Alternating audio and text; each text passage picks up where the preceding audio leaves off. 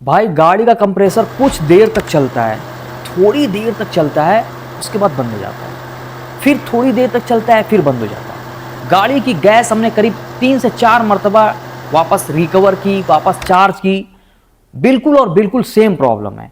गाड़ी के अंदर बिल्कुल भी दोस्तों कूलिंग नहीं है। तो आज की फॉल्ट स्टोरी पर मैं बात करने वाला हूं कंप्रेसर पर, एसी कंप्रेसर पर। क्योंकि दोस्तों हमारा ईसीएम जो है हमारे एसी रिले को ग्राउंड दे करके ऑन करता है, क्योंकि ईसीएम का ही काम होता है जो आजकल की गाड़ियां हैं। और फॉल्ट गाड़ी के अंदर ऐसा मैं आपके पास दोस्तों लेकर के आया हूं कि सुन करके आपका माथा ठनक जाने वाला है। आज की फॉल्ट स्टोरी पर दोस्तों मैं बात कर रहा हूं, गाड़ी का कंप्रेसर ऑन होता है, थोड़ी देर चलता है, ऑफ हो जाता है, फिर ऑन होता है, थोड़ी देर चलता है, ऑफ हो जाता है। हमने काम क्या क्या किया उस गाड़ी पर? गाड़ी में सबसे पहले तो हमने गैस का काम किया दोस्तों, गैस से फॉल्ट हमें नहीं मिला। आगे जब बढ़े हम तो हाई प्रेशर पाइप में एक हाई प्रेशर सेंसर दोस्तों देखिए लग करके आता है।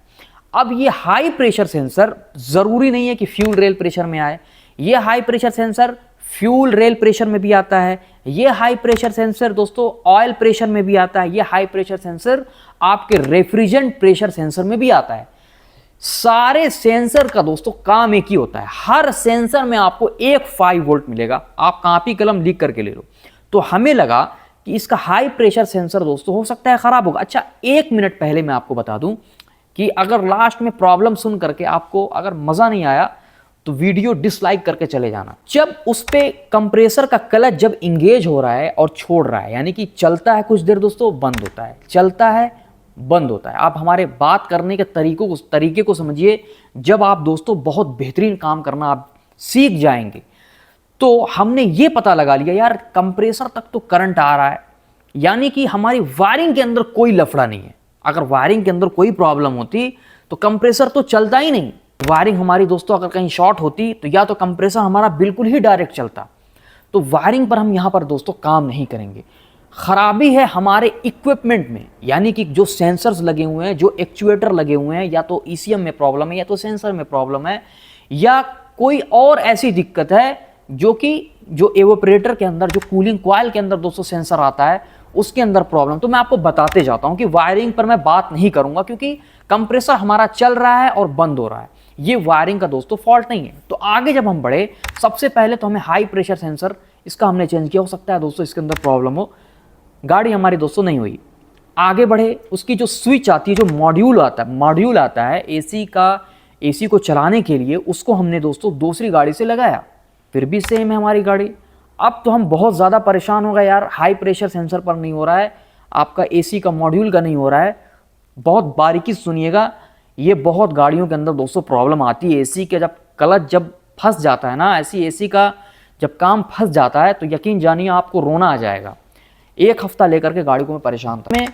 हमने किया क्या उसके अंदर, अब हमको लगता है भाई इसके अंदर चूंकि एक सेफ्टी सिस्टम हमारे ईसीएम के अंदर दोस्तों होता है, हमारा ईसीएम ही हमारे एसी क्लच की रिले को दोस्तों ग्राउंड दे करके इंगेज और डिसएंगेज करता है। कभी बाय द वे अगर हमारा कूलेंट टेम्परेचर सेंसर बहुत ज़्यादा हो गया तो इसके अंदर एक सेफ्टी सिस्टम ये होता है कि हमारे एसी को डिसएंगेज कर देगा। अगर आप एसी चलाओगे भी नहीं, अगर आपकी गाड़ी ओवरहीट हो गई है तो हमारा ईसीएम सिग्नल देना बंद कर देता। तो हमें लगा हो सकता है इसके अंदर दोस्तों प्रॉब्लम होगी, तो हमने दूसरा ईसीएम लगा करके, बाकायदा हमारे पास माशाल्लाह सारी चीज़ें हैं, प्रोग्रामों का है, तो ज़्यादा सोचना नहीं पड़ता है। तो हमने लगा करके देखा, फिर भी हमारी गाड़ी सेम है। अब तो हम कहें यार क्या प्रॉब्लम हो सकती है। लास्ट में प्रॉब्लम सुनकर जाइए और कुछ लेकर के जाइए हमारे चैनल अबूज़र ऑटो टेक्नीशियन से।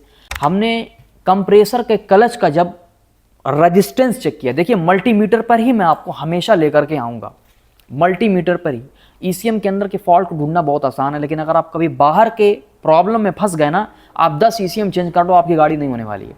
मल्टीमीटर को हमने बीप मोड में डाला है, और जो उसके अंदर कॉइल लगता है दोस्तों, उसकी कॉइल की जब वैल्यू चेक की है तो वैल्यू हमको 0 मिली है, बिल्कुल 0, यानी कि 0 नहीं मिलनी चाहिए। फिर से मैं आपको बता रहा हूँ, दूसरे अच्छे कंप्रेसर की जब हम चेक कर रहे हैं तो 3.5 ओम हमें मिल रही है। वही ख़राब कंप्रेसर की, यानी कि जो कंप्रेसर चलता है बंद होता है, चलता है बंद होता है, उसकी वैल्यू हमें मिली 0 ओम। हालांकि अगर आप बैटरी से लगा करके चेक कर रहे हो तो बेहतरीन उसका क्लच इंगेज होता है, पकड़ता है, और जैसे काम करना चाहिए नॉर्मली जनरली वो काम कर रहा है। लेकिन वैल्यू उसकी है 0 ओम। दूसरे कंप्रेसर की जब वैल्यू हमने उसके कॉइल की वैल्यू देखी है तो उसकी मिली है वैल्यू हमें 3.4 ओम यानी 3.4 ओम। अब हमको प्रॉब्लम का असली का पता चल गया कि हमारे कंप्रेसर के कॉइल के अंदर दोस्तों प्रॉब्लम थी, और ये सारी चीज़ें दे करके हमें कंप्रेसर पर दोस्तों आ गई। हमने उसका कंप्रेसर निकाला है, चेंज किया है, उसके बाद उसके अंदर गैस चार्ज की तो हमारी गाड़ी बिल्कुल बेहतरीन हो गई। तो लास्ट में हमें दोस्तों मल्टीमीटर से हमने ये चीज़ पहले नहीं चेक की थी, क्योंकि हमारा कंप्रेसर क्या था, चल रहा था। देखिए कभी कभी जो दिखता है वो होता नहीं है। हमें तो कंप्रेसर तो दिख रहा है भाई, कंप्रेसर तो चल रहा है। कोई भी टेक्नीशियन होगा तो कहने का मतलब हमारी ये है कि आप कंप्रेसर के अगर आप ऐसी कभी किसी प्रॉब्लम में फंसते हो तो 0 नहीं आनी चाहिए। मल्टीमीटर से आपके अगर आप बीप मोड में चेक करते हैं तो ये आपका 0 ओम नहीं आना चाहिए। आपका एटलीस्ट 3 ओम, 3.5 ओम या 3 ओम के ऊपर एक वैल्यू जनरेट होनी चाहिए। अब 0 ओम से क्या था लास्ट में प्रॉब्लम का पूरा ऑब्जर्वेशन जान लीजिए। पूरी जो उसकी समस्या थी, हमारा ईसीएम उसको क्यों जो है बार बार ईसीएम के रिले को ट्रिप कर रहा है। अब 0 ओम इसलिए दोस्तों उसके अंदर जो है 0 ओम हो जाने से हमारे ईसीएम को लग रहा है कि कहीं ना कहीं वायरिंग शॉर्ट है, जिसकी वजह से हमारा ईसीएम सेफ्टी की वजह से बार बार ईसीएम कंप्रेसर के रिले को इंगेज करता है, वापस डिसंगेज करता है, इंगेज करता है, डिसंगेज करता है। तो आज की थी हमारे दोस्तों ये फॉल्ट स्टोरी हमारे कंप्रेसर पर। पसंद आई वीडियो हमारी तो शेयर कीजिए अपने टेक्नीशियन साथी के साथ। मिलते हैं किसी ऐसी next video. Thanks for the watching.